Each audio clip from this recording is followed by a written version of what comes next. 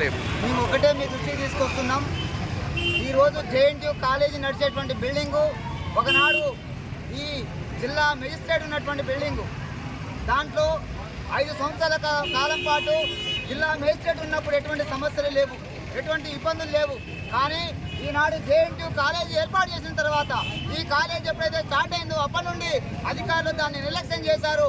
ఆ building magistrate ఉన్నప్పుడు అన్ని హంగులతో వాటర్ ఫెసిలిటీ ఉన్నాయి, మిగతామైనటువంటి భద్రతామైనటువంటి అన్ని అంశాల వారిగా బిల్డింగ్ చూశారు తప్ప ఈరోజు విద్యార్థుల యొక్క దేశ భవిష్యత్తు తరగతి గదిలో నిర్మితం అవుతుందని చెప్పినటువంటి ఈ పాలక వర్గాలు అనుసరిస్తున్నటువంటి విధానాలు ఈరోజు అధికారుల యొక్క నిర్లక్ష్యం వల్లనే ఈరోజు ఉన్నటువంటి ఆ జేఎన్టీయూలో సమస్యలు ఉన్నాయి. ఈ జేఎన్టీయూలో ఉన్నటువంటి సమస్యలు పరిష్కరించమని గత సంవత్సరం కాలంగా విద్యార్థి సంఘాలు మాట్లాడుతున్నారు, విద్యార్థులు మాట్లాడుతున్నారు, విద్యార్థి తల్లిదండ్రులు మాట్లాడుతున్నారు తప్ప గాలికి వదిలేసి జేఎన్టీయూలు అని చెప్పేసి ప్రభుత్వం ప్రకటించి ఊరుకునే తప్ప వాటి యొక్క బాగోగులు చూసే పరిస్థితి లేదు. విద్యార్థులకు స్కాలర్షిప్లు ఇవ్వట్లేదు, సమస్యలు పరిష్కరించట్లేదు, ఆఖరికి కనీసం విద్యార్థులు తాగే మంచిని కూడా ఇచ్చే పరిస్థితి ఈ ప్రభుత్వం లేదంటే ఎంత సిగ్గుమాల చెల్లియో భావించాలని చెప్పి గుర్తు చేస్తూ తక్షణమే ఎమ్మెల్యే మేజిస్ట్రేట్ స్పందించి ఈ సమస్యను 2 రోజుల్లో పరిష్కరించాలని చెప్పి డిమాండ్ చేస్తారు.